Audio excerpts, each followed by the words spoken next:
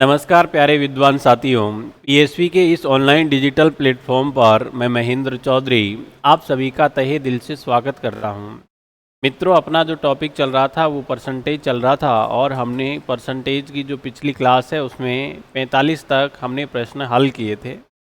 तो आइए आगे देखते हैं अपन परसेंटेज के अगले जो हमारे 5 प्रश्न हैं वो कौन कौन से हैं। तो देखो 46 देखते हैं अपन। इसमें कह रहा है कि एक पात्र में अम्ल तथा जल का घोल 60 लीटर है जिसमें 80% अम्ल है, उसमें कितना जल मिलाया जाए कि 60% अम्ल वाला घोल बन जाए। तो देखो कल मैंने पिछली क्लास में बताया था कि इस प्रकार का कोई भी अगर प्रश्न आता है तो आपको एक फॉर्मूला याद रखना है। और फॉर्मूला बताओ क्या याद करने का है? तो शेष या कुल घोल में प्रतिशत मात्रा, शेष या कुल घोल में प्रतिशत मात्रा ज्ञात करने का हमारा जो फॉर्मूला है वो है दी गई मात्रा गुणा में प्रतिशत बटे में दी गई मात्रा प्लस माइनस डाली या निकाली गई मात्रा। ठीक है। और मैंने आपको बताया था कि जो भी मात्रा डाली या निकाली जाती है यहाँ उसका उल्टा प्रतिशत हमेशा ऊपर लिखते हैं। जैसे यहाँ बात कर रहा है जल की और अम्ल की। अगर मान लीजिए यहाँ जल डालने की या निकालने की बात कर रहा है तो यहाँ जो प्रतिशत होगा वो अम्ल का होगा। अगर यहाँ अम्ल की मात्रा डालने और निकालने की बात कर रहा है तो फिर यहाँ जो प्रतिशत होगा वो किसका होगा? जल का। एक चीज हमको बस यही ध्यान रखनी है। वैसे ज़्यादातर सवालों में हमें ये परिवर्तन करने की आवश्यकता पड़ती नहीं है, लेकिन कभी कभार कुछ सवाल ऐसे होते हैं उनमें ये सेम चीज़ें ही दे देता है तो वहाँ हमें ये मात्रा बदलनी ही पड़ती है। तो देखिए इसको अपन हल करते हैं इसी फॉर्मूले में। तो दी गई जो मात्रा है वो है 60 लीटर। तो यहाँ मैं लिखूंगा कि भाई दी गई मात्रा जो है वो बताओ कितनी है? 60 लीटर। अब ये जो 60 लीटर है इसमें 80% अम्ल है। ठीक है। तो यहाँ लिखा मैंने भाई इसमें कितना है? 80% अम्ल है तो ये लिखा बटे में दी गई मात्रा वही 60 हो जाएगी। अब देखो यहाँ उसमें कितना जल मिलाया जाए, बताओ क्या मिलाने की बात कर रहा है? जल। तो अपन मान लेते हैं कि भाई इसमें x लीटर जल और मिलाया जाए ताकि ये जो घोल है वो 60% वाला बन जाए। इसका मतलब बराबर में लिखा मैंने क्या? 60। इसके नीचे कुछ नहीं है, बताओ क्या मान लिया? 1 मान लिया। अब देखो यहाँ हमें परिवर्तन करने की आवश्यकता पड़ी क्या?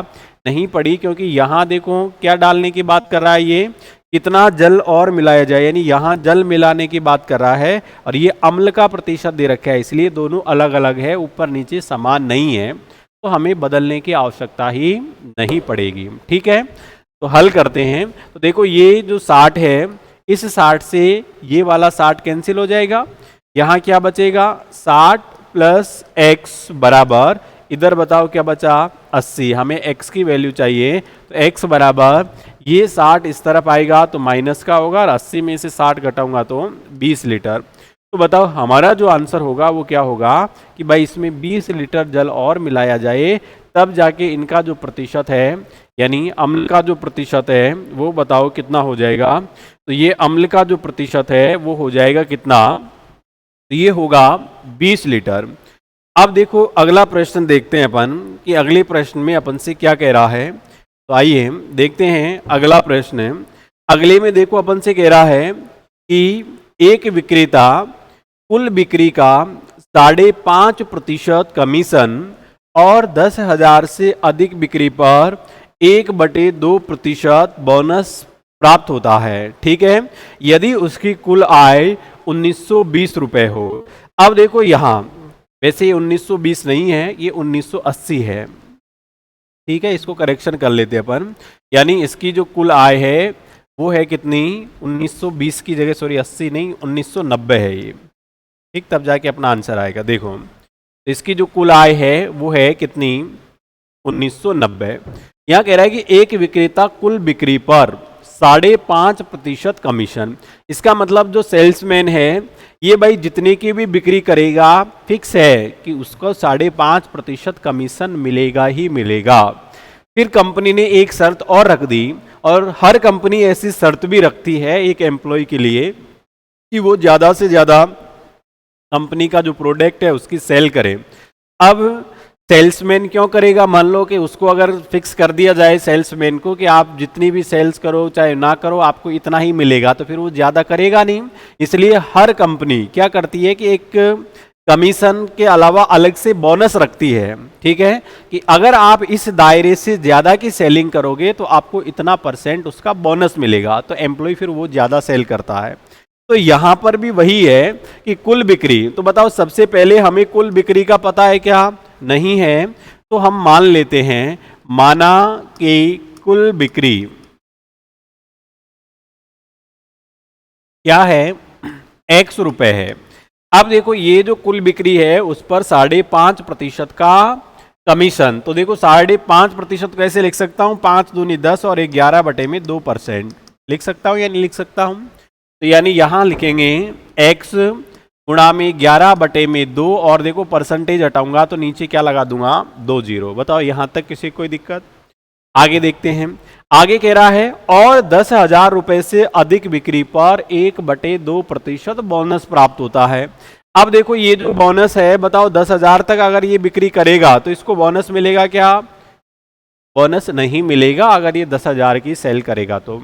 लेकिन जैसे ये 10,000 से बढ़ाएगा, जितना बढ़ाएगा उतना ही का इसे 1/2% का बोनस मिलेगा। इसका मतलब इसमें बोनस भी ऐड कर देता हूं, ये तो इसका हो गया कमीशन।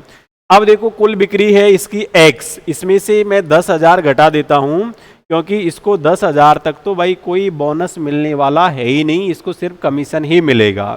तो इस पे 1/2%, 1/2% हटाऊंगा तो बटे में 2 0 लगाऊंगा। इस प्रकार देखो ये जो सेल्समैन है ये इसका कमीशन हो गया, ये इसका बोनस हो गया। इन दोनों को अगर मैं मिला दूंगा तो सेल्समैन की कुल आय आ जाएगी, और कुल आय दे रखी कितनी है? 1990 है, ठीक है। तो कुल आय जो है वो बराबर कितनी हो गई भाई? 1990। अब देखो इसको हल करते हैं, तो हल करेंगे तो 11 को x से मल्टीप्लाई करूंगा, ये होगा 11x बटे में 200, और यहां देखो x यानी प्लस x माइनस 10,000 है, और इसको 1 से मल्टीप्लाई करूंगा यही रहेगा, और पूरे के नीचे भी बटे में 200 बराबर 1990 है, ठीक है।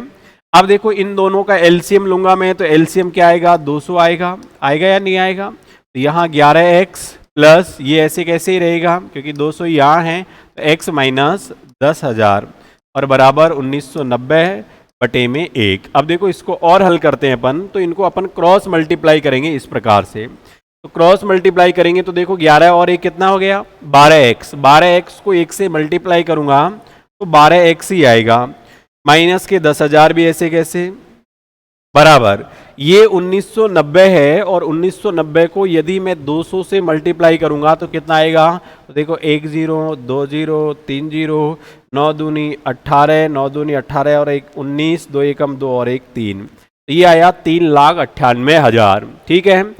यहाँ 12x बराबर, अब ये 10,000 किसका है भाई? माइनस का है।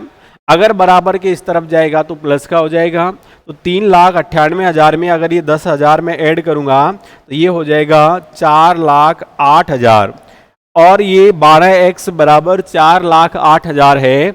हमें x की वैल्यू चाहिए, तो देखो 12 का इसमें भाग देंगे तो 12 3 36, बताओ कितना बचा? 4 बच गया, 8 उतारा 48, 12 चौके 48। x बराबर जो वैल्यू आएगी वो होगी, बताओ कितनी? 34,000 रुपए। तो अपन से यही तो पूछा है कि भाई उसकी जो कुल बिक्री है वो कुल बिक्री कितनी है? कुल बिक्री जो है वो बताओ कितनी है? 34,000 रुपए है, ठीक है। अगर आपको एक बार ये समझ में नहीं आया है तो वापस वीडियो को पीछे जाके देखना और दोबारा से अच्छे से समझोगे तो समझ में आ जाएगा, कोई जटिलता है नहीं। जैसे जैसे कह रहा है बस वैसे वैसे अपन को करना है। नेक्स्ट देखते हैं अगला सवाल। देखो 48 में क्या कह रहा है? इसमें कह रहा है कि एक रेल दुर्घटना में 10% यात्री मौके पर मारे गए। देखो यहाँ भाई एक रेल दुर्घटना हुई, और एक रेल दुर्घटना में बताओ कितने पैसेंजर्स हैं? 10% है वो, यानी ऑन द स्पॉट ही क्या हो गए? यानी मारे गए वो। तो आगे कह रहा है और शेष का, अब देखो यहां ये लाइन इंपॉर्टेंट है, शेष का 5% अस्पताल में है, कोई बात नहीं। आगे कह रहा है यदि जीवित यात्रियों की संख्या 1710 हो तो दुर्घटना से पूर्व रेल में कितने यात्री थे।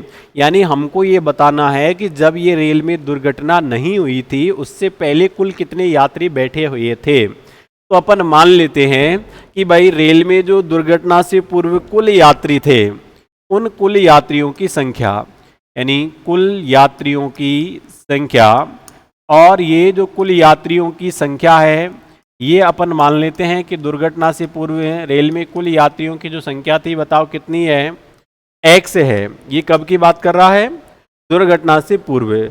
और कह रहा है कि 10% यात्री मौके पर ही मारे गए। तो इसका मतलब कुल टोटल थे x, इसका 10%, तो ये x हो गया, इसका 10%, इसका मतलब 90/100 ये यात्री मौके पर मारे गए। ठीक है, अब देखो 10% मारे गए, इसका मतलब शेष कितने बचे, 90/100। हमको एक ही चीज याद रखना है, और जीवन में भी वही होता है कि जो गुजर गया सो गुजर गया, उसको भूलना जरूरी होता है। इसलिए जो जीवित है वही अपने काम के हैं। तो 10% मारे गए यानी 90/100 शेष बच गए। अब जितना ये शेष बचा है उसका भी 5% अस्पताल में मारे गए। दे रखा है कि शेष का 5% किसमें, अस्पताल में। अब ज्यादातर यहां गलती करते हैं, वो करेंगे 85/100। ध्यान रखना ये गलत है, 85 नहीं करना है। ये शेष बचे तो इसका 5% यानी शेष बचेंगे इसके 95। वही 100 से आकलन करते रहना है, जब शेष की बात करेगा आगे तक, तो 95/100 बराबर जीवित यात्रियों की जो संख्या है वो बताओ कितनी बची है, 1710। तो यहां बराबर में मैंने लिखा भाई ये हो गया 1710, इसके नीचे कुछ नहीं है तो मैंने 1 मान लिया। अब देखो इसको काटते हैं अपन, तो कैसे काटेंगे, 1 0 से 1 0 कट गई, या फिर इसको ऐसे काट सकते हो कि ये 1 0 से 1 0 काट सकते हो, कैसे भी काटो, उससे अलग ही कोई प्रभाव पड़ेगा नहीं। और देखो 19 से काट लेता हूं, 19 5 95, 19 नाम 171 यानी 90 बार कटेगा। और ये 9 से ये कट जाएगा 10 बार, ये 5 से कटेगा 2 बार। तो देखो यहाँ ऊपर बचा है x बटे में 100 को अगर 10 से मल्टीप्लाई करूंगा, इधर बचा 1000 बराबर यहाँ बचा है 2 और बटे में 1 है। हमें x की वैल्यू चाहिए तो क्रॉस मल्टीप्लाई करेंगे, x बराबर ये हो जाएगा, ये जो 1000 है इसको 2 से मल्टीप्लाई करूंगा तो 2000 रुपए। तो यानी सॉरी रुपए नहीं है, यहाँ यात्रियों की संख्या पूछी है। तो यानी दुर्घटना से पूर्व जो यात्रियों की संख्या थी वो कितने थे भाई, 2000 थे, और यही हमसे पूछा है। तो आंसर हो जाएगा ऑप्शन नंबर बी। ठीक है, नेक्स्ट देखते हैं अगला सवाल। देखो इसमें अपन से क्या कह रहा है,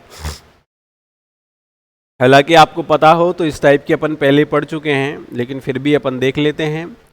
देखिए इसमें अपन से क्या कह रहा है, इसमें कह रहा है किसी परीक्षा में 60% विद्यार्थी अंग्रेजी में तथा 70% गणित में उत्तीर्ण हुए। बताओ किसका दे रखा है ये, यानी जो पास हुए हैं उत्तीर्ण हुए हैं उनकी दे रखी है।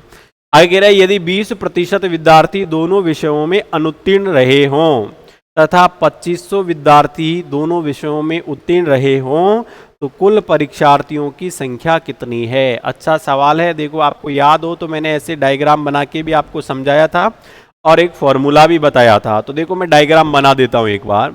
जैसे ये वाला गोला हमने ले लिया, बताओ किसका, तो ये है 60% विद्यार्थी अंग्रेजी में। बताओ कितने प्रतिशत है, 60%। और ये 60% बताओ किसमें है भाई, अंग्रेजी में है। कितने प्रतिशत, 60% अंग्रेजी में क्या हुए हैं, उत्तीर्ण। ठीक है, चलो हम इसको अंदर ही लिख देता हूँ मैं 60 को। तो 60% हो गए भाई किसमें, अंग्रेजी में। ठीक है, ये उत्तीर्ण की बात कर रहा हूँ मैं। फिर इसके बाद में देखो 70% गणित में। ये वाला गोला लिया मैंने किसका, गणित का। और गणित में बताओ कितने, 70%। और दोनों में कॉमन की बात कर रहा है तो दोनों में कॉमन बताओ अनुत्तीर्ण है, वो भी कितने, 20% दोनों में अनुत्तीर्ण है। ठीक है, अब देखो यहाँ ये अनुत्तीर्ण है, ये जो है वो किसका है, उत्तीर्ण का है, और ये वाला भी किसका है, उत्तीर्ण का है। तो मैंने ऐसी अवस्था में आपको एक फॉर्मूला बताया था कि दो ही चीज पूछेगा, पास या फेल।